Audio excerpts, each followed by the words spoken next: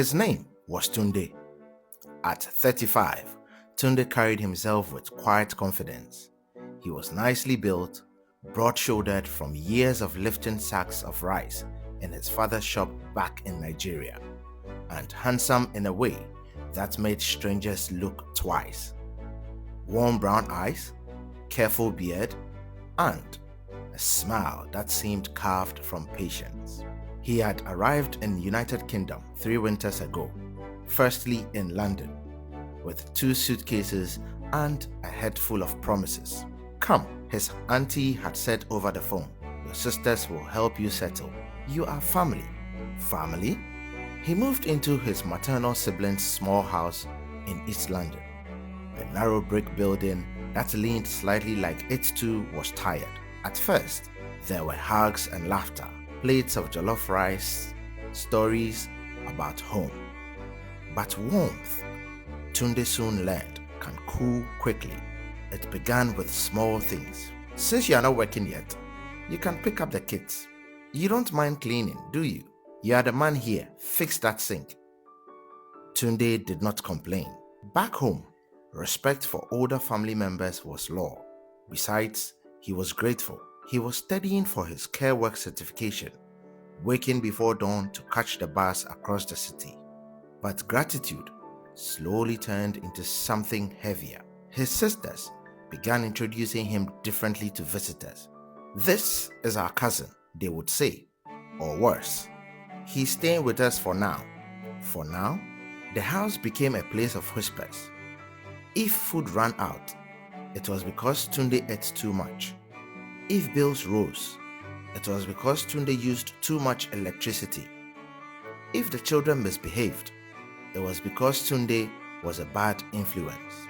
One evening, after a long shift stacking shelves at a supermarket in Barking, where he had finally found work, he returned to find his suitcases by the door. We think it's time, his eldest cousin said, not meeting his eyes. You are a grown man. The words struck harder than winter wind. He wanted to remind her of the money he had quietly transferred to her to help with rent, the school shoes she had bought for her son, the nights he stayed up repairing her broken washing machine. But Tunde had learned something in England. Dignity sometimes speaks loudest in silence. That night, he carried his suitcases out in the cold. Streetlights painted his shadow long and lonely on the pavement. He did not cry. Instead, he walked. He found a room to rent, small, with peeling wallpaper and a single window that overlooked railway tracks. Trains roared past like restless thoughts, but it was his, every inch of it. Months passed. Tunde worked harder. He saved carefully.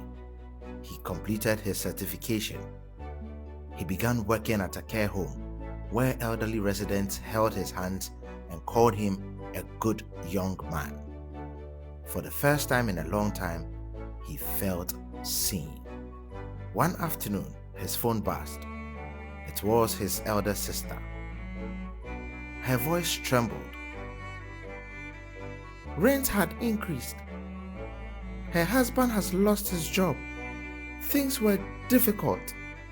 Tunde listened. The silence stretched between them like a test.